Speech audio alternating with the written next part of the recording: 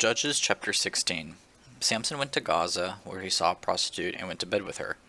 When the Gazites heard that Samson was there, they surrounded the place and waited in ambush for him that night, all that night at the city gate. They kept quiet all night, saying, "Let's wait until dawn, then we will kill him." But Samson stayed in bed only until midnight. Then he got up, took hold of the doors of the city gate along with the two gateposts, and pulled them out, bar and all. He put them on his shoulders and took them on top of the mountain overlooking Hebron. Sometime later, he fell in love with a woman named Delilah, who lived in the Sorek Valley. The Philistine leaders went to her and said, "Persuade him to tell you where his great strengths come from, so we can overpower him, tie him up, and make him helpless. Each of us will then give you 1,100 pieces of silver." So Delilah said to Samson, "Please tell me, where does your great strength come from? How could someone tie you up and make you helpless?" Samson told her, "If they tie me up with 7 fresh bowstrings that have not been dried, I will become weak and be like any other man." The Philistine leaders brought her 7 fresh bowstrings that had not been dried, and she tied him up with them. While the men in ambush were waiting in her room, she called out to him, "Samson, the Philistines are here." But he snapped the bowstrings, and a strand of yarn snaps when it touches fire. The secret of his strength remained unknown. When Delilah said to Samson, "You have mocked me and told me lies. Won't you please tell me how you can be tied up?"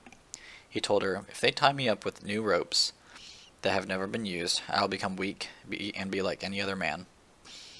Delilah took new ropes, tied him up with them, and shouted, "Samson, the Philistines are here." But while the men in ambush were waiting in her room, he snapped the ropes off his arms like a thread.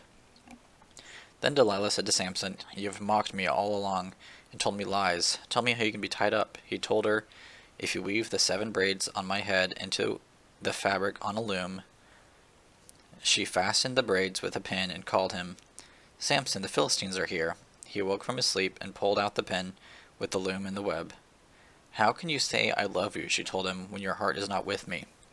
This is the 3rd time you have mocked me and not told me what makes your strength so great."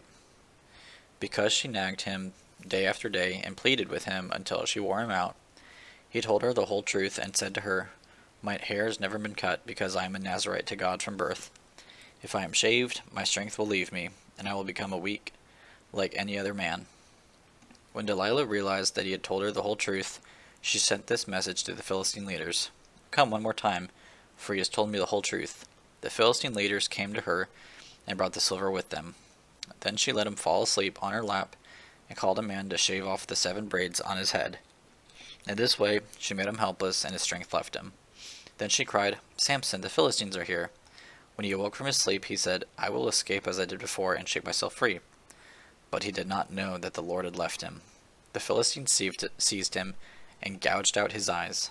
They brought him down to Gaza and bound him with bronze shackles, and he was forced to grind grain in the prison. But his hair began to grow back after he had been shaved. Now the Philistine leaders gathered together to offer a great sacrifice to their god Dagon. They rejoiced and said, "Our God has handed over our enemy Samson to us." When the people saw him, they praised their God and said, "Our God has handed over to us our enemy who destroyed our land and who multiplied our dead." When they were in good spirits, they said, "Bring Samson here to entertain us." So they brought Samson from prison, and he entertained them. They had him stand between the pillars. Samson said to the young man who was leading him by the hand, "Lead me to where I can feel the pillars supporting the temple, so I can lean against them." The temple was full of men and women. All the leaders of the Philistines were there, and about 3,000 men and women were on the roof watching Samson entertain them. He called out to the Lord, "Lord God, please remember me. Strengthen me, God, just once more. With one act of vengeance, let me pay back the Philistines for my 2 eyes." Samson took hold of the 2 middle pillars supporting the temple and leaned against them, one on his right and the other on his left. Samson said, "Let me die with the Philistines." He pushed with all his might, and the temple fell on the leaders and all the people in it. And those he killed at his death were more than those he had killed in his life. Then his brothers and his father's whole family came down, carried him back, and buried him between Zorah and Eshtaol, in the tomb of his father Manoah. So he judged Israel 20 years.